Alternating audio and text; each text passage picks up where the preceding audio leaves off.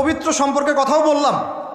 এই যে স্বামী স্ত্রীর সম্পর্ক, স্বামী স্ত্রীর মধ্যে মহাব্বত, পবিত্র সম্পর্ক, এটা হালাল বৈধ, আল্লাহ পাক বৈধতা দিয়েছেন। কারণ আমাদের প্রবৃত্তির চাহিদা আছে, এই চাহিদা পূরণের জন্য আল্লাহ পাক আমাদেরকে হালালভাবে বিয়ে করতে বলেছেন।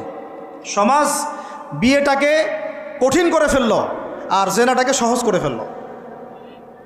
বিয়ে কঠিন হয়ে গেল, এরা এখন বিয়ে করতে পারবে না চাইলে। 21 বছর না 20 বছর বয়স হলে সে বিয়ে করতে পারবে না। 20 বছর একটা ছেলে আগামীকাল এই তথাকথিত ভালোবাসা দিবস পালন করতে পারবে, জেনা করতে পারবে। কেউ বলার কিছু নাই, কেউ বলার নাই, কেউ দেখার নাই, চলছে মানে এভাবেই চলছে। সমুদ্রের পানিতে ভেসে গেছি আমরা। একটা মেয়ের বয়স 17 বছর, সে কালকে জেনা করবে।